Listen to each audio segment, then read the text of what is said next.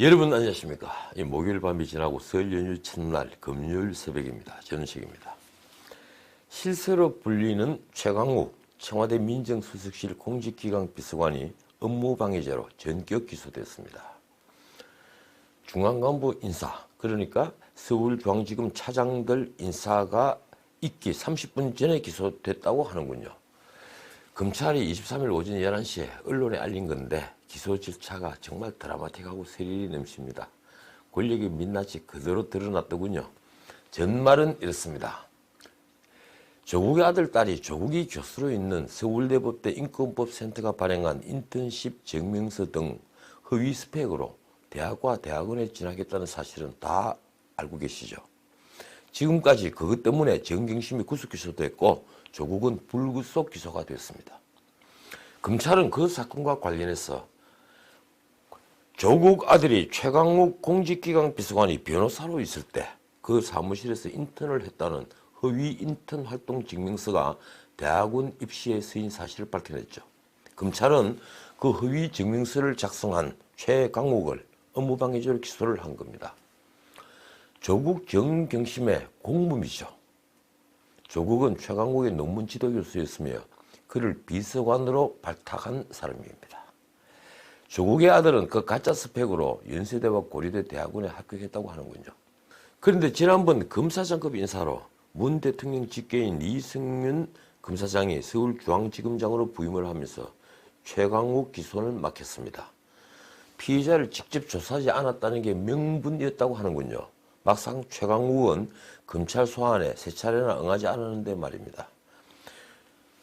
14일 중앙지검 반부패 수사 2부 고윤곤 부장은 최강욱 기소를 이 검사장에게 보고를 했는데 이 검사장이 기록 검토가 필요하다면서 뭉갰다고 합니다. 윤석열 검찰총장도 20일 정례보고 때 직접 이 지검장에게 최강욱 기소를 지시했습니다. 그런데도 이승윤 지검장은 결재를 미루면서 버텼죠. 그날이죠. 검찰 중앙간부 인사를 하루 앞둔 22일입니다.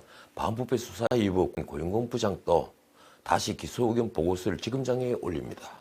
이승윤 지검장은 끝내 결재를 미루면서 수사팀과 밤늦도록 대치하다가 10시 퇴근을 해버립니다. 검찰총장의 지시도 수사팀과 수사의 1차 책임자인 고윤곤 부장검사의 보고도 깡그리 깔아뭉갠 겁니다. 23일 중앙간부 인사 발표가 있으니 책임자가 바뀌면 최강욱을 무혐의 처리할 수 있다고 보았을까요? 그런데 이번엔 기소권 총책임자인 윤석열 총장이 직접 나섰습니다. 역시 인사가 나서 지청장으로 좌천을 했지만 22일까지는 서울중앙지검 3차장이었던 송경호 차장에게 정계를 지시한 겁니다. 결국 송 차장이 결재를 해서 최강욱은 끝내 기소됐습니다. 사실 원래 형사범죄 기소를 결재하는 1선 책임자는 차장이죠. 1, 2, 3 차장이 업무를 나눠서 검사장 대신에 정결 처리를 합니다. 그러니까 최강욱을 기소하는데 검사장 결재가 없더라도 위법하지는 않습니다. 그렇지만 중요 사건과 중요 인물은 검사장이 직접 기소 여부를 검토하는 것이 관리였죠. 공소장에 있는 범죄 사실은 이렇습니다. 조국의 아내 정경심은 이메일로 인턴 활동 확인서 양식을 최강욱에게 보냈습니다. 최강욱은 그 확인서에 도장을 찍어 다시 전달했습니다. 확인서에는 조국의 아들이 10개월간 밤에 문서 정리와 영문 번역 등 주 2회 16시간씩 변호사 업무를 보조한 걸로 되어 있다는군요. 그 확인서를 최강욱이 전달할 때 정경심에게 그 서류로 합격하는 데 도움이 되면 참 좋겠습니다 라고 말했다고 합니다. 기록에 있겠죠. 확인서가 어디에 쓰이는지 사전에 알았다는 겁니다. 그런데도 최강욱 청와대 법무부는 오늘 아니죠 어제군요 일제히 검찰에 반발했습니다. 이 과정이 정말 으스스하고 공포스럽기까지 합니다. 22일 이미 청와대는 일찍이 포문을 열었습니다. 윤도한 국민소통수석이 총대를 맸습니다. 그는 전형적인 조작 수사이고 비열한 언론 플레이라고 했습니다. 이건 제가 어제 말씀드린 거죠. 검찰에 의하면 세 차례나 출석 요구서를 보냈는데 최강욱은 서면 진술서만 보내고 불응을 했습니다. 언론에까지 보도됐으니 본인이 피의자라는 걸 몰랐다고 하는 것은 말이 안 됩니다.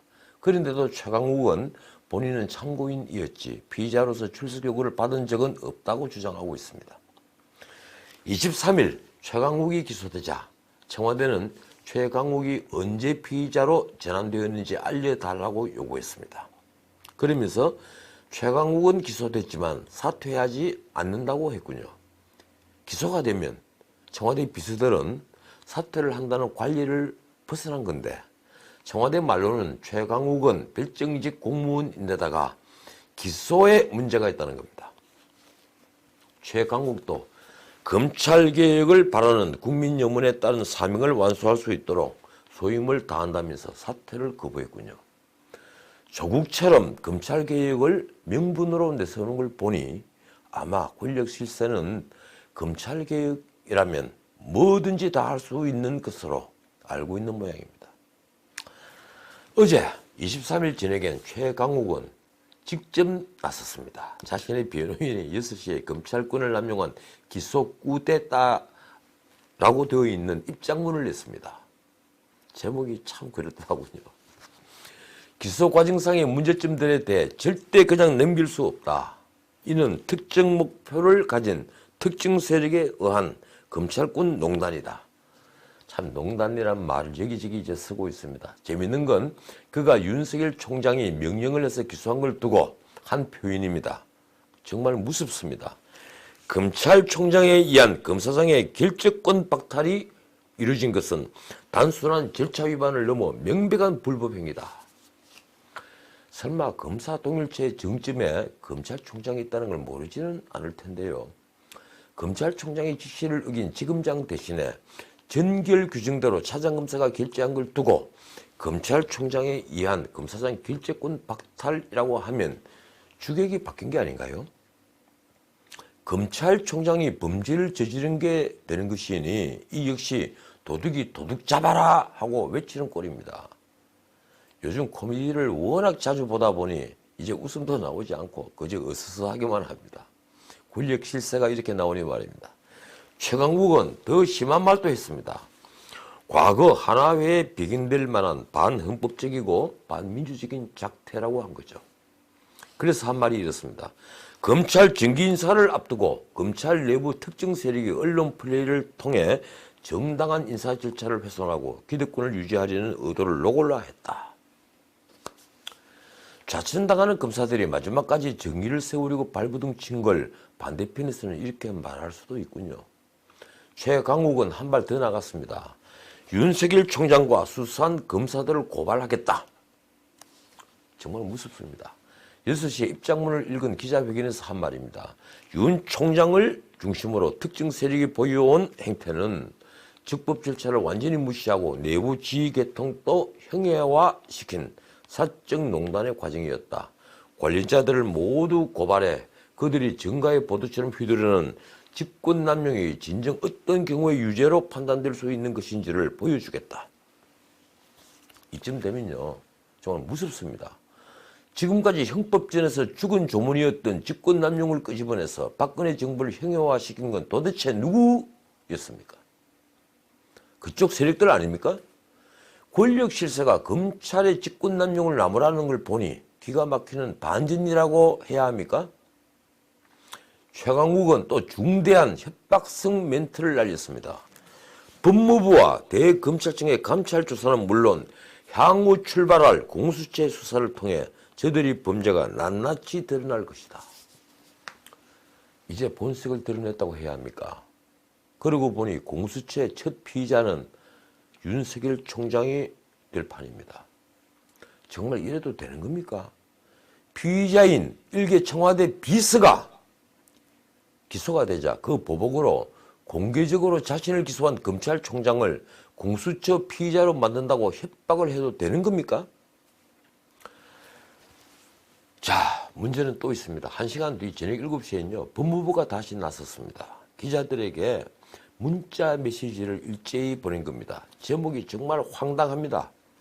적법 절차를 위반한 업무방해 사건 날치기 기소에 대한 법무부 입장. 날치기 기소. 그러니까 법무부에서 지극히 사적 감정에 휘둘려서 검찰총장의 적법한 기소를 날치기로 규정을 한 겁니다. 검찰총장은 날치기 범죄 조직 두목으로 전락해버렸습니다.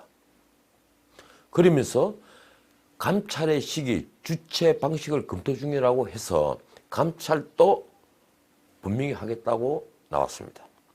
법무부는 이승윤 지검장이 최강욱 기소 절차에 문제가 있다는 것이었지 기소를 하지 말라는 취지는 아니었다면서 옹호를 했군요.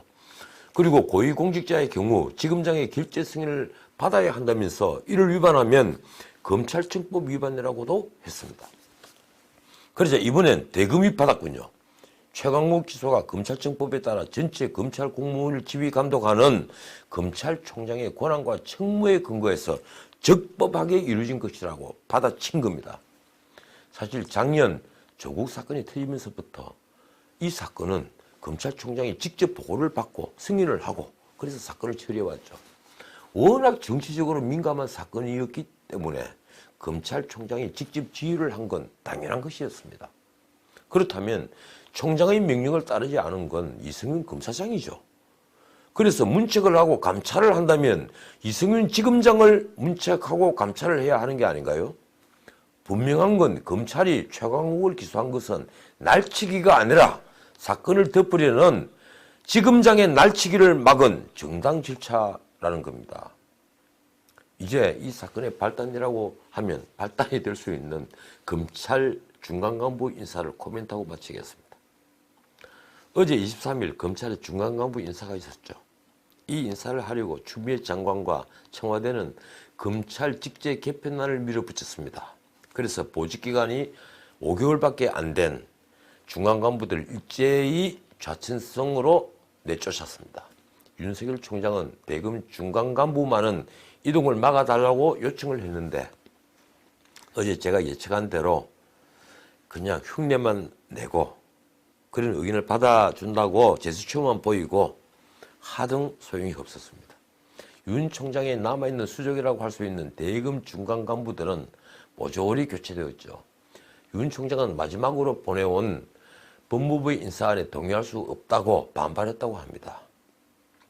우선 청와대 선거 개입 사건을 수사하는 대검 공공수사부의 임헌 수사정책관과 김성훈 과장 등 검사 3명은 모두 일선 검찰청으로 쫓겨갔습니다. 조국 일가 비리와 유재수 감찰무마 사건을 지휘하던 반부패 강력부도 예외가 아니었습니다.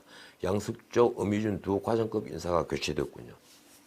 그중에 조국 무죄를 주장한 반부패 부장에게 상가집에서 항명을 했던 양석조 검사는 한직 중에 한직인 대전고등검찰청 검사로 내몰렸습니다. 바꾸고 말하면 중앙지검의 차장들과 대검의 지휘 라인을 모조리 바꾸면서 이제 윤석열 총장의 수족은 문자 그대로 완전히 다 잘려버렸습니다. 정치권 반응을 한번 볼까요? 민주당은 찬사를 보냈군요. 우수한 검사들에게 기회를 준 인사라는 평가입니다. 그렇군요. 우수한 검사들. 좋겠습니다. 한국당은 인사 폭거라고 규정했습니다. 검찰을 권력의 충견으로 만든다고 문재인 정부의 범죄가 사라지는 건 아니라고 코멘트도 했군요. 4-1 협의체 정당들 반응이 참 재밌습니다. 두 번에 걸친 검찰 인사가 좀 심했다는 생각이 든 것인지 아니면 이제 제정신이 든 것인지 정의당, 민평당, 대한신당 모두 검찰과 법무부의 충돌을 우려했습니다. 적어도 이번 인사를 칭찬을 하지 않았군요. 바른미래당은 친문 패권주의를 위한 추 장관의 꼭두가시 노름이라면서 비판 대회를 썼습니다. 진짜 그렇죠. 저도 한마디 하겠습니다. 이게 인사인가요? 인사를 빙자한 보복이지. 자, 오늘은 여기까지입니다. 다른 뉴스는 내일 함께 짚어보겠습니다. 연휴 잘 보내시고 귀성길에 나선 분들 잘 다녀오십시오. 내일은 내일의 해가 뜹니다. 지금까지 전우식이었습니다.